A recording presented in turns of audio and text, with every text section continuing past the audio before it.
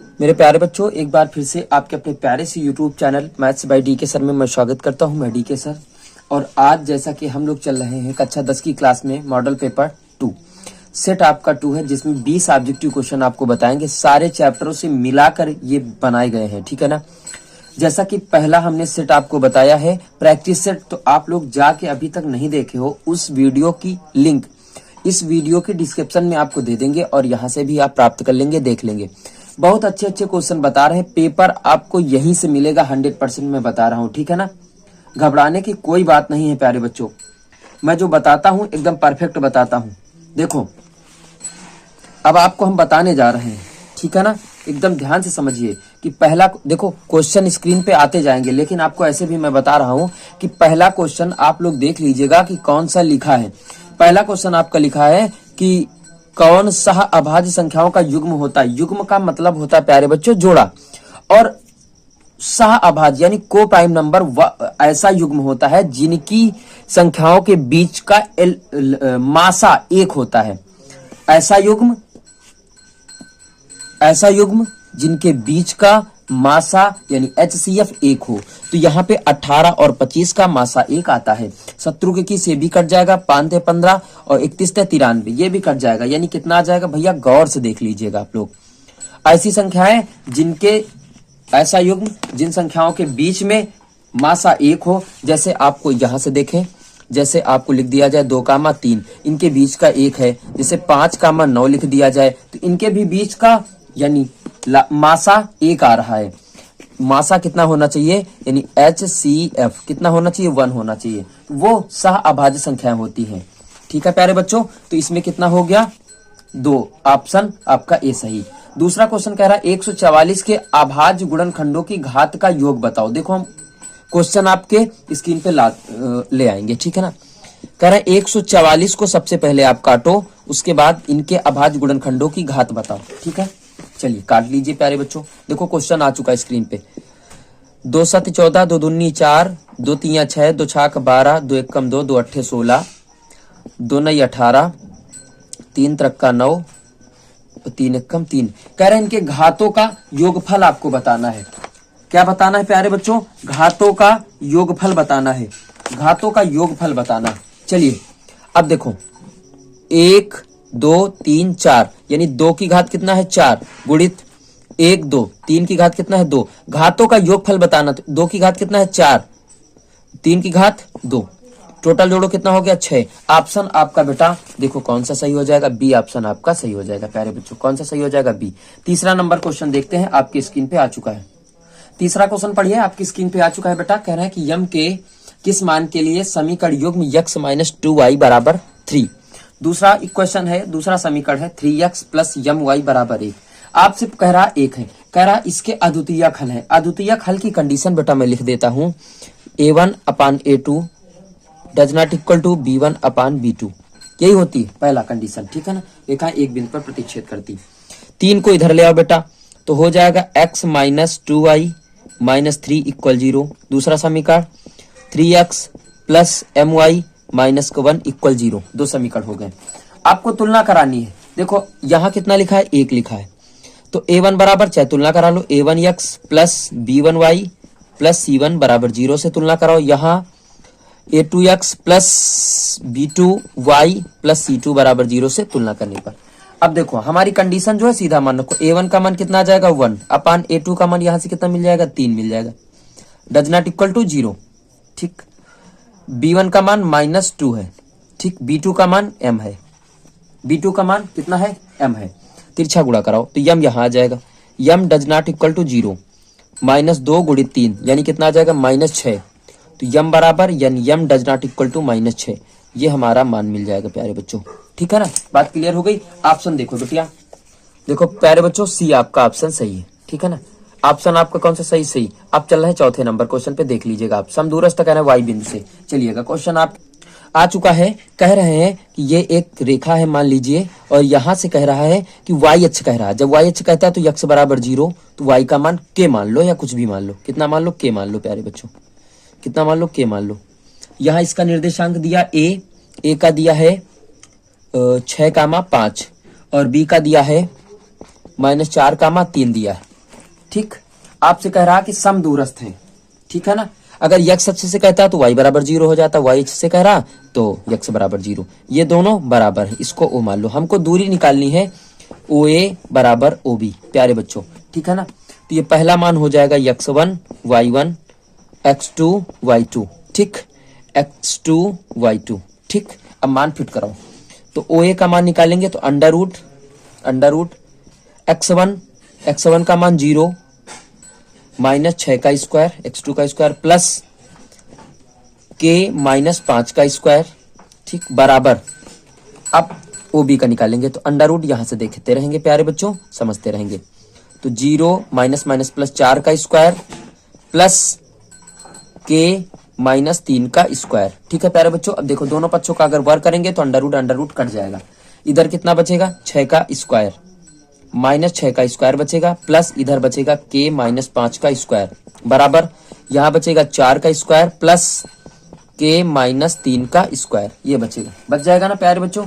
6 का स्क्वायर 36 होता है प्लस यहाँ से खोलो तो k स्क्वायर प्लस 5 का स्क्वायर कर दे डायरेक्ट 25 हो जाएगा माइनस का 10 k, ए माइनस बी का होल स्क्वायर खोला प्यारे बच्चों। 4 का स्क्वायर 16 लिख लो, यहां से भी खोल दो तो k स्क्वायर प्लस 3 का कर दो 9 माइनस 6 के कर दे, k स्क्वायर आपका कैंसिल हो जाएगा, कैंसिल आउट हो गया, ठीक है ना। अब बात को हमारी समझते जाना अच्छी प्रकार से, ठीक है ना। 16 और 36 25 आप लोग जोड़ देंगे, 6 5 11 5 1 6 61 हो जाएगा। कितना हो जाएगा 61 हो जाएगा, ठीक। 16 9 25 माइनस का 25 इधर ले आओ तो काहे को काटेंगे यार, रुको 1 मिनट। 36 प्लस 25, ठीक, ऐसे लिखा रहने दो। 16 9 25 माइनस का 25 आ गया बराबर माइनस के 6 के, और माइनस का है तो 10 काहे का चला जाएगा प्लस का चला जाएगा बेटा, ठीक है। 25 25 कट गया, 36 बराबर बचा 4 के, तो 4 9 जा होता है 36, के इक्वल कितना आ गया 9। अगर उत्तर की बात करें तो यक्स का मान 0 था और के का मान 9 आया, क्योंकि हमने माना था 0 का के माना था। तो ये आपका ऑप्शन देख लीजिएगा कौन सा सही है प्यारे बच्चों। पहला ऑप्शन आपका सही मिल रहा है, ये देखो 0 का मान 9, पहला ऑप्शन आपका सही। प्यारे बच्चों अगला क्वेश्चन देखो आपकी स्क्रीन पे आ चुका है, पहले इसको नोट कर लो। स्क्रीन पे आ चुका है पहला क्वेश्चन, देखो सवाल आपकी स्क्रीन पे आ चुका है प्यारे बच्चों। कह रहा है कि के किस मान के लिए रैखिक समीकरण युग्म एक युग्मीय है, एक युग्मीय अनेक हल है। अनेक हल की कंडीशन आपको मैं बता देता हूँ, पहले इनको लिखो। x प्लस के वाई माइनस 1 कर लो बराबर 0, इसको लिखो के एक्स प्लस वाई माइनस का के स्क्वायर बराबर 0 करो। प्यारे बच्चों अगर मान की बात करते हैं तो होता है a1 अपान a2 बराबर b1 अपान b2 बराबर c1 अपान c2, ये होता है अनेक हल होने की प्रतिबंध, ठीक। अब देखो तुलना कराएंगे तो a1x plus b1y plus c1 बराबर 0, ये होता है तुलना करने पर a2x plus b2y plus c2 बराबर 0 से तुलना करने पर। a1 का मान रखो, a1 का मान यहाँ कितना आ जाएगा 1, सीधा रख लेते हैं। a2 का मान k, इसका मान k अपान इसका मान कितना आ जाएगा 1 है बराबर -1 अपान माइनस के स्क्वायर, ये आ जाएगा कितना आ जाएगा के स्क्वायर। अब बात करते हैं के किस मान के लिए अनेक हल है प्यारे बच्चों।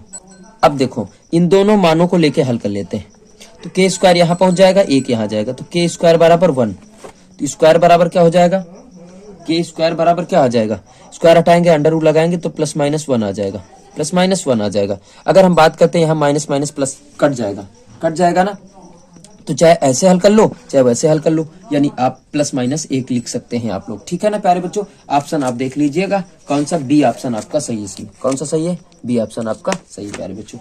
अब क्वेश्चन नंबर 6 अगला देखते हैं। स्क्रीन पे आपकी क्वेश्चन आ चुका है, ये क्वेश्चन लिखा है प्यारे बच्चों, देखो 6 क्वेश्चन आप पढ़ लीजिएगा, स्क्रीन पे आ चुका है। ये देखो मान ज्ञात करना है एक्स का, करना क्या है कुछ नहीं, तिरक गुणा ऐसे करो तो 7 बराबर हो जाएगा एक्स स्क्वायर माइनस 2, 2 को इधर ले आओ प्लस 2 बराबर एक्स स्क्वायर, ये कितना हो जाएगा 9, स्क्वायर हटाओ इधर से अंडर रूट लगाओ, एक्स बराबर कितना आ जाएगा प्लस माइनस 3 ऑप्शन आप मिलाओ बेटा।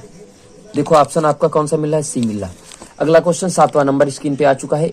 ए बी वृत्त का व्यास है, वो वृत्त का केंद्र इतना दिया है, बी के निर्देशांक ए का निर्देशांक बताना है। अगला क्वेश्चन देखो कौन सा है, 7वां नंबर।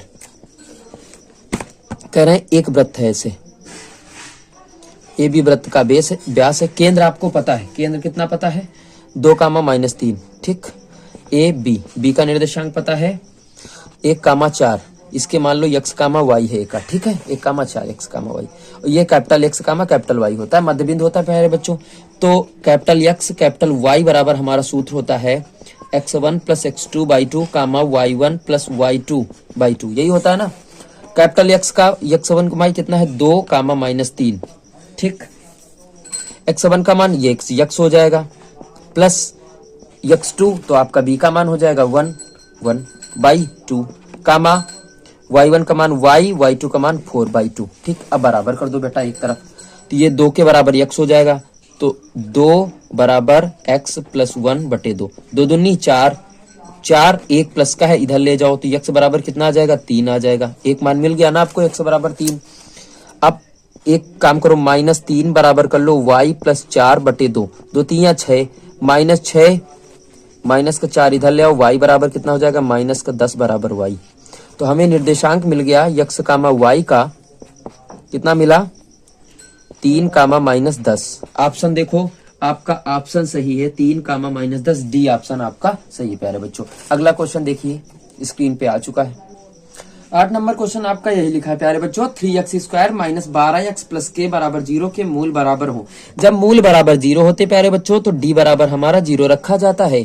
अब ये तुलना कराओ ax² plus bx plus c बराबर 0 से तुलना करने पर यहाँ मिल गया a बराबर मिला 3, b बराबर मिला -12 और c बराबर मिल गया k का मान चाहिए। एक सूत्र होता है वियुक्त का रूप d बराबर b² माइनस 4ac, यही सूत्र होता है ना प्यारे बच्चों, हल कर लो इनको। तो d बराबर b², b का मान कितना है -12 का स्क्वायर माइनस 4, a का मान 3 है, c का मान k है, ठीक। इसकी जगह पे बराबर 0 रखेंगे, 144 हो जाएगा, -4 12 k, 12 के इधर ले जाओ बराबर 144, 12 से काट दो तो k बराबर कितना आ जाएगा 12, k बराबर 12। ऑप्शन आपका ए सही प्यारे बच्चों। 9 नंबर क्वेश्चन देख लो, ऐसे ही समझा देते हैं। देखो लिखा है कि दो आकृतियां जिनके आकार समान हो, केवल क्या समान है आकार समान है परंतु अमाप यानी दूरी समान नहीं है तो क्या होंगी। देखो ये कंडीशन होती सर्वांग सम आकृतियों में, सॉरी समरूप आकृतियों में। सर्वांग सम आकृतियां का मतलब होता है सभी रूप से समान यानी दूरी भी समान हो और आकार भी समान हो, ठीक है ना, वो सर्वांग सम आकृतियां होती। लेकिन केवल आकार समान हो, देखो सम मीन समान, रूप मीन आकार, केवल आकार समान हो उसे हम लोग समरूप आकृतियां कहते हैं, ठीक है ना प्यारे बच्चों। अब कह रहे हैं देखो इनको 10 नंबर क्वेश्चन आप देख लीजिएगा, स्क्रीन पे आ चुका है 10 नंबर, फटाफट हल करें। तो x माइनस वाई प्लस 3 बराबर 0, दूसरा समीकरण दिया है 2x माइनस 2y प्लस 6 बराबर 0, ये दिया है, ठीक। इसको हल करना है, हल करो प्यारे बच्चों। और देखो क्या लिखा है, देखो यहाँ गुणांक 1 है, गुणांक 1 है तो 1/2 गुणांक कर लो, बराबर यहाँ -1/-2 करो, बराबर 3/6 कर लो। यानी हमने सूत्र लगाया a1/a2 बराबर b1/b2 बराबर c1/c2, माइनस माइनस प्लस, 3 1 कम 3 3 2। देखो तीनों बराबर है ना, और जब ऐसी स्थिति बनती थी a1/a2 बराबर b1/b2 बराबर c1/c2 तो अनेक हल होते थे। ऑप्शन आपका बी सही हो जाएगा प्यारे बच्चों। देखो 11 नंबर कहो तो हम आपके लिए छोड़ देते हैं प्यारे बच्चों। स्क्रीन पे देखो दिख रहा होगा कि 3x² minus 6x plus k बराबर 0, यहाँ k का मान कह रहा और कह रहा मूल समान है तो d बराबर 0 ही रखना है आपको। यही सवाल है, सेम पहला ही सवाल है, केवल यहाँ संख्याएं बदली हुई है प्यारे बच्चों, ठीक है ना। इसको आप लोगों को कमेंट लगाना है, कमेंट में करना है, ठीक है, बात क्लियर हो जाएगी। चलिए अगला क्वेश्चन देखते हैं, 12वां नंबर लगा लेना प्यारे बच्चों। 12 नंबर क्वेश्चन लिखा है 5 के 2 क्रमिक पूर्णांक गुणजों का गुणनफल 300 है। तो पहला अगर यक्ष मान लेते हैं, दूसरा यक्ष प्लस 5 मानते तभी क्रमिक कह रहा, इनका गुणनफल 300 है प्यारे बच्चों। तो x² प्लस 5x 300 को इधर ले आओ बराबर 0। तो अब देखो 300 के अगर हम फैक्टर करते हैं प्यारे बच्चों कितना आता है 15 गुणित 20 आता है ना। अब प्लस के 5 लाना, बड़ी वाली प्लस कर दो, छोटी वाली माइनस कर दो, तो आपको पता है कि माइनस ही उत्तर दे देता है, माइनस ही उत्तर दे देता है। रख के देखो x² माइनस 15x प्लस का 20x माइनस 300 बराबर 0, जहां से यहां से हल कर लो। तो यक्स कॉमन ले लो तो यक्स माइनस 15 हो जाएगा, प्लस 20 ले लो तो यक्स माइनस 15 हो जाएगा बराबर 0।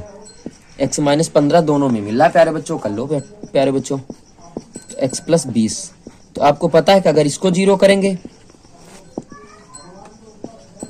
तो प्लस का चला जाएगा, अगर इसको करेंगे तो माइनस का आएगा, तो माइनस का आपको पता है कि लिया नहीं जाता है प्यारे बच्चों, छोड़ देंगे इसको। तो यक्स बराबर कितना आ गया 15।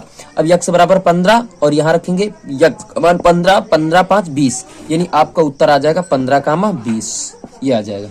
ठीक है प्यारे बच्चों, ऑप्शन आपका डी सही हो जाएगा 15, 20। देखो 13वां नंबर क्वेश्चन आपके स्क्रीन पे आ चुका है, लिखा है tan थीटा बराबर 8/15। आपसे पूछ रहा कासेक थीटा का मान बताओ, कासेक थीटा का मान बताओ। आपको पता है कि लंब बटे क्या होता है, लंब बटे आधार, लंब बटे आधार। अब इसके लिए ट्रायंगल बनाएंगे, लंब बटे आधार, लंब का मान इतना है, आधार का मान इतना। अब सुनो कर्ण का मान निकालो, कर्ण का मान 64 और इसका 15 को होता है 225, जोड़ो 5 4 9 8 9 279, यानी कितना का आ जाएगा 17 का आ जाएगा। आपको पता है कासेक थीटा बराबर होता है कर्ण बटे लंब, कर्ण बटे लंब होता है। तो कर्ण का मान कितना है 17 बटे लंब का मान 8, 17/8 आपको उत्तर आ जाएगा, 17/8 आ जाएगा प्यारे बच्चों। अब चलिएगा क्वेश्चन नंबर दूसरा क्रिएट करना, ठीक है ना। 14 नंबर क्वेश्चन में देख लीजिए, 14 नंबर स्क्रीन पे आ चुका होगा आपके। 14 नंबर कह रहा है कि 2 cos 3 थीटा बराबर 1। तो थीटा का मान क्रिएट करो। देखो ये कई टेक्निक से लगता है, लेकिन तुमको सबसे सरल टेक्निक बताएंगे प्यारे बच्चों। 2 गुणा में रखा भाग में ले जाओ, तो cos 3 थीटा बराबर 1/2। आपको पता है कि cos में ये कितने का मान होता है, cos में 1/2 cos 60 का मान होता है। तो cos cos कट गया, 3 थीटा बराबर 60, 3 से काटो, 3 से काटो तो 20 आ जाएगा। तो थीटा बराबर 20 आपकी वैल्यू आ जाएगी। थीटा बराबर कितना आ जाएगा 20 आ जाएगा प्यारे बच्चों। बात समझ में आ गई ना। चलिए अगला क्वेश्चन चलते हैं, 15 नंबर। ये क्वेश्चन लिखा हुआ है प्यारे बच्चों, उस समांतर श्रेणी का सार्वंतर पद होगा जिसका ये दिया है। अब आपको पता, जब कुछ नहीं पता होता तो हम लोग मानते हैं प्रथम पद ए सार्वंतर डी, लिख नहीं रहा सीधा लगा रहे। अब 8वां पद पूछ रहा, तो a + n-1 इंटू डी, यही हो जाएगा। माइनस इसके चिन्ह बदल जाएंगे प्यारे बच्चों, ये हो जाएगा 5 - 1 इंटू डी बराबर 9, ऐसे ही होगा ना। देखो ए आपका कट जाएगा, ये हो जाएगा 7d माइनस ये बच जाएगा 4d बराबर 9, घटा दो 3d बराबर 9, 3 × 9, d बराबर 3, d बराबर 3। तो आपका पद कितना आ गया, तीसरा आ गया, ठीक है ना। सार्वंतर पद कितना आ गया, 3 आ गया। अब देखो ये 16 नंबर क्वेश्चन यार बड़ा जटिल लिखा हुआ है। कह रहे हैं कि 325 का प्रधान कारक क्या होता है, प्रधान कारक। देखो स्क्रीन पे देखो, ये देखो दिखा रहा हूं, 16 नंबर दिख रहा ना, 16 नंबर देखो दिख रहा है। प्रधान कारक क्या होता है प्यारे बच्चों, प्रधान कारक समझो पहले हमारी बात। प्रधान कारक क्या होता है, 325 के अगर आप गुणनखंड करते हैं प्यारे बच्चों, तो आपके गुणनखंड जो आपके आते हैं ना, वो आपके गुणनखंड की अगर बात करें तो 325 के गुणनखंड अगर आते हैं, काट के देख ले यार, तुमको हम सिंपल तरीका, रुको हटो यहाँ से हटाओ, 325 का काटो प्यारे बच्चों। आज हम बहुत दुख में हैं। 5 5 6 का 30, 5 25 है ना, यही होगा ठीक। 5 6 का 30, 5 25, 5 1 5,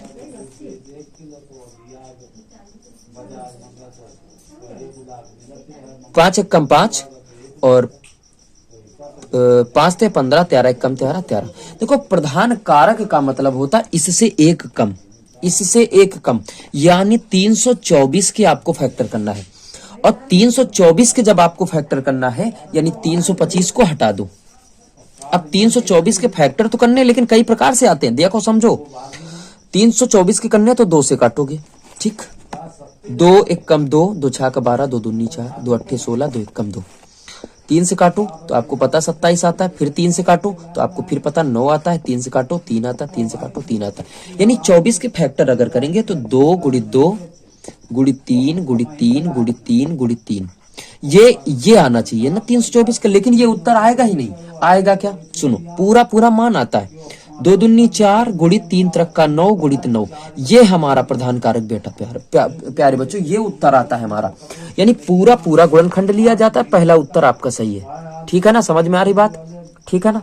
अब देखो 17वां नंबर क्वेश्चन आ रहा है, निम्नलिखित में से केंद्रीय प्रवृत्ति की माप नहीं। हमने कल बताया था माध्य होता, बहुलक होता है, माध्यिका होती है, लेकिन मानक विचलन नहीं होता। यानी ऑप्शन आपको कौन सा सही, मानक विचलन आपका सही हो जाएगा। 18वां क्वेश्चन देख लो यार, स्क्रीन पे आ चुका है, लेकिन देख लो वैसे भी।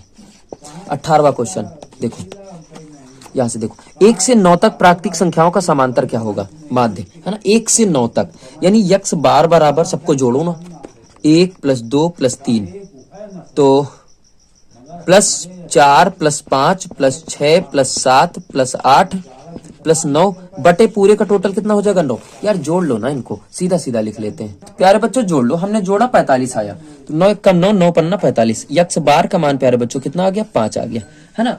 ऑप्शन नंबर पहला सही। अब सुनो, कल का एक सवाल छोटा था, चलिए छोटा नहीं था, कल वाला ही सवाल है, देखो 19 नंबर सवाल देखो। देखो आपसे क्या पूछ रहा हूं 19 नंबर में, यदि किसी बारंबारता बंटन की मध्यिका 16 है तथा माध्य 15 है तो उसका बहुलक क्या होगा। कल भी ये क्वेश्चन हुआ था ना। अब कहो तो आपको नंबर बता दे हम, देखो नंबर क्वेश्चन बता रहे हैं, टाइम लग जाएगा लेकिन बता रहे हैं हम, तुरंत बता रहे हैं आपको। हाँ, एक क्वेश्चन 19 नंबर देखिएगा, मिल जाएगा आपको, सेम ऐसा ही क्वेश्चन मैंने बताया भी था आपको। लेकिन प्यारे बच्चों हम आपके लिए ही दिन रात मेहनत कर रहे हैं, आप लोग भी मेरा सपोर्ट करो।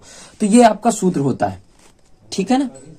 तो m बराबर, यम क्या है, बहुलक, 3 मध्यिका हमारे पास कितनी है, 16 - 2 गुणित माध्य 15, तो 16 होता है 48 - 15 दूनी 30 होता है बेटा। अब घटा ले यार, कितना बच जाओ 18, तो यम बराबर हमारा कितना आ जाएगा 18। ऑप्शन आपका बी सही हो जाएगा प्यारे बच्चों। कितना सही हो जाएगा, बी सही हो जाएगा। देखो तुम्हारे लिए ही मेहनत कर रहे हैं प्यारे बच्चों, ठीक है। अब लास्टवा क्वेश्चन कह रहा है, देखो स्क्रीन पे आ चुका है कि प्रथम 10 प्राकृतिक संख्याओं की मध्यिका क्या होगी। देखो प्रथम 10 प्राकृतिक संख्याओं की मध्यिका क्या होगी, 20वां क्वेश्चन पढ़ रहे हो ना। सुनो, प्रथम 10 है, यानी नंबर आप क्या, सम है 10, है ना, सम है ना 10, तो फिर सूत्र कौन सा लगता था, मध्यिका बराबर 10/2वें पद का मान प्लस 10 प्लस 1वें पद का मान बटे 2, यही तो होता था कि नहीं होता। कितना हो गया, 5वां पद हो गया, छठा पद हो गया, है ना, छठा पद हो गया, दोनों का मान भी, क्योंकि ऐसे लिखेंगे ना 1 2 3 4 5 6 7 8 9 10 10 तक लिखेंगे, तो 5वां पद 5, छठा पद 6, 6 5 11, 11 को 2 से भाग करा दिया, 5.5 आ गया। ऑप्शन आपका डी सही प्यारे बच्चों।